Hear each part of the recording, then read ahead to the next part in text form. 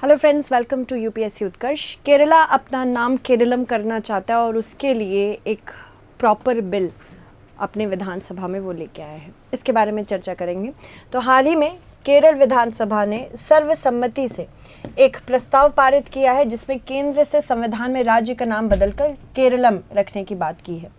उनका ये कहना है कि मलयालम में केरल का नाम केरलम ही है, पर भारत के संविधान में पहली अनुसूची में इसका नाम केरल रखा गया है।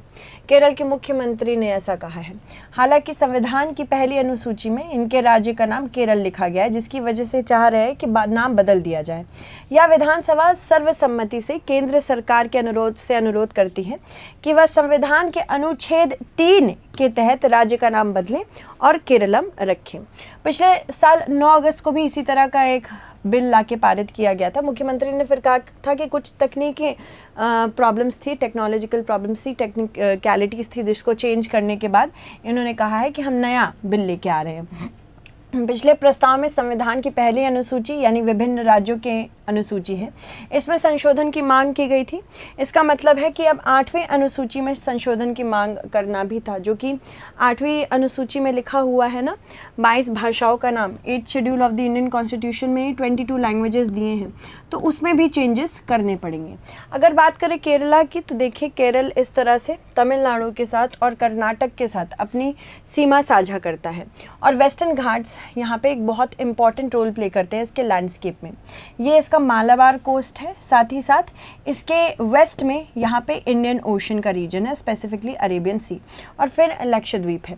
इसको केरल को असल में land of lakes and land of lagoon भी बोला जाता है या गॉड जोन कंट्री भी कहा जाता है। इसके अलावा केरल नाम की उत्पत्ति के बारे में बहुत सारे सिद्धांत हैं। अगर बात करें सम्राट अशोक की, तो उनके समय में 257 ईसा पूर्व में शिलालेख दूसरे में इसका उल्लेख है।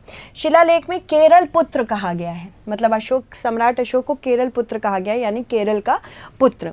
और ये भाषा में अगर केरल की बात करें तो मानते हैं कि चेरम से निकला है, चेरम या केरम शब्द से निकला है।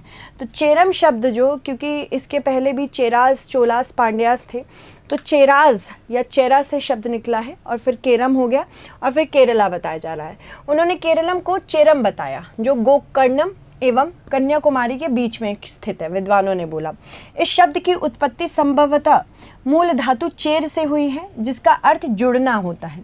यह अर्थ संयुक्त शब्द चेरलम से स्पष्ट है, जिसमें आलम का अर्थ क्षेत्र या भूमि होती है। अगर बात करें आधुनिक राज्य की मांग, तो मलयालम बोलने वाले लोगों पर, क्योंकि लिंग्विस्टिक बेसिस पे हमने डिवीजन करना शुरू किया था लिंग्विज्म के आधार पर, यानी कि हमारे यहाँ माइनॉरिटीज़ किस प्रकार की मानी जाती हैं। माइनॉरिटीज़ अगर हम बात करें इंडिया में, तो एक होती हैं रिलीजियस या धर्म के आधार पर माइनॉरिटीज़ जिनको बोलते हैं, और एक होती हैं लिंग्विस्टिक यानी कि भाषा के आधार पर। तो रिलीजियस एवं लिंग्विस्टिक दोनों के आधार पर हम माइनॉरिटीज़ मानते हैं। तो लिंग्विज्म के बेसिस पे बहुत बार अलग अलग स्टेट्स को डिवाइड करने की कोशिश की गई थी। आंध्रा पहला ऐसा राज्य था जिसको भाषाई आधार पर बनाया गया था। आंध्र प्रदेश की बात नहीं कर रही हूँ मैं, आंध्रा की बात कर रही हूँ, डिफरेंट है। साथ ही साथ मलयालम बोलने वाले लोगों पर इस क्षेत्र को विभिन्न राजाओं और रियासतों द्वारा शासित किया गया था। 1920 के दशक में एकीकृत केरल आंदोलन ने गति पकड़ी और मलयालम भाषी लोगों के लिए एक अलग राज्य की मांग भी की। इसका उद्देश्य मालाबार, कोच्चि और त्रावणकोर के क्षेत्र को एकीकृत करना था। केरलवासी एक ही भाषा, सांस्कृतिक और परंपराओं एवं रीति रिवाजों को साझा करते थे, इसलिए एक राज्य की मांग प्रारंभ हुई। 1947 के बाद केरल की स्थिति क्या थी? आज़ादी के बाद रियासतों का विलय हुआ और एकीकरण केरल राज्य के गठन की दिशा में कदम बढ़ाया गया। 1 जुलाई 1949 को त्रावणकोर और कोच्चि 2 राज्यों में एकीकृत किया गया, जिससे त्रावणकोर कोचिन राज्य का जन्म हुआ।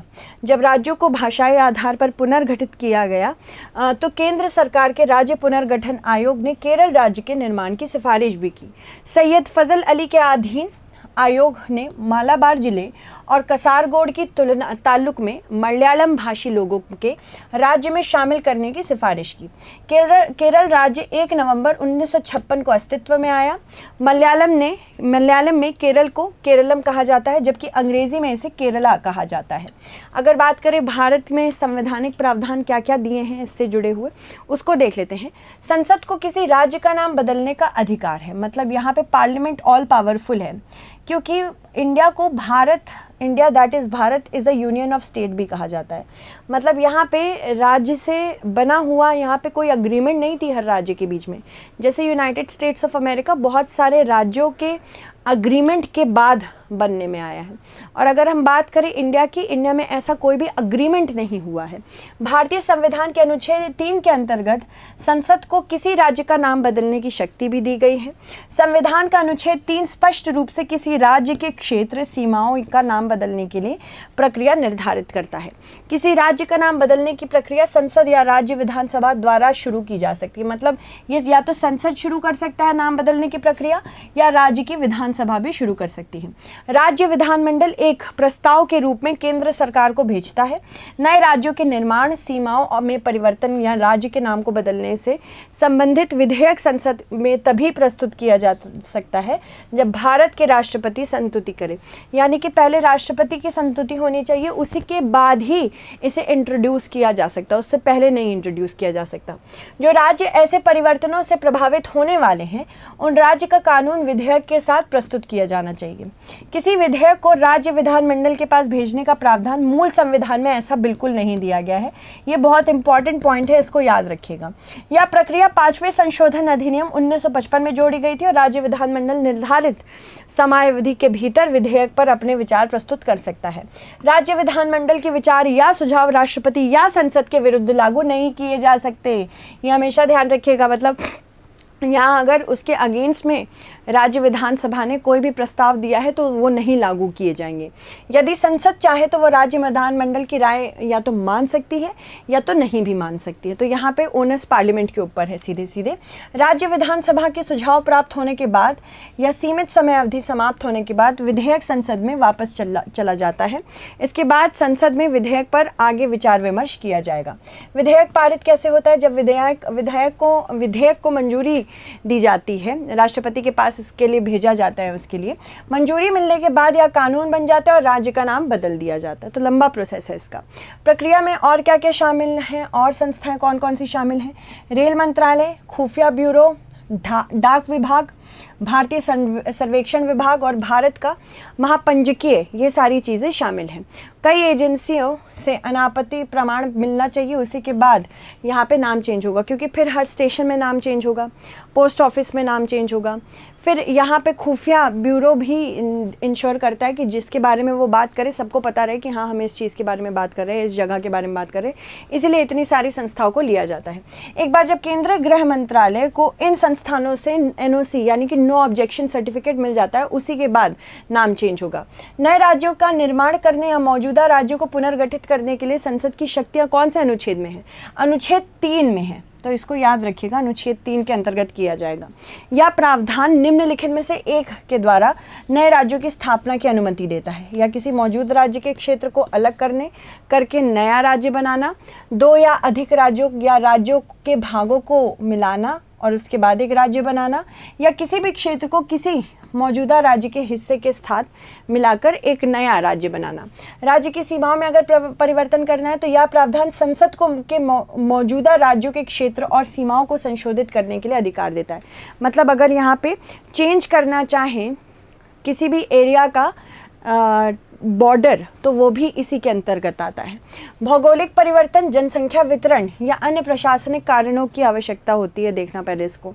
इसमें राज्यों के क्षेत्र को बढ़ाने और घटाने दोनों का अधिकार शामिल है। राज्यों के नाम बदलने या संसद का अधिकार भारत के विविध भाषाई, सांस्कृतिक और ऐतिहासिक पहलुओं का प्रतिबिंब है। यह प्रावधान राज्यों के नाम को उनके राज्यों में रहने वाले लोगों की पहचान और विरासत देता है।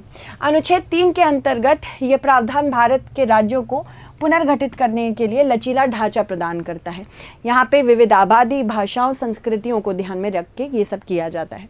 चलो मेंस का क्वेश्चन देख लेते हैं। केरल विधानसभा में राज्य का नाम बदलकर केरलम करने की मांग के पीछे क्या कारण है? भारत में किसी राज्य का नाम बदलने की प्रक्रिया पर संक्षिप्त टिप्पणी कीजिए। निम्न कथनों पर विचार कीजिए। भारतीय संविधान के अनुच्छेद 3 के अंतर्गत संसद को किसी राज्य का नाम बदलने की शक्ति दी गई है। संविधान का अनुच्छेद 3 स्पष्ट रूप से किसी राज्य का क्षेत्र, सीमाओं या नाम को बदलने की प्रक्रिया निर्धारित करता है। आपको बताना होगा कि कौन सा कथन उपरोक्त में से सही है। ठीक है, तो आई होप आपको आज की क्लास अच्छी लगी हो एंड आई होप आप कल भी हमसे ऐसे ही जुड़ेंगे at the same time. Thank you so much everyone, stay updated.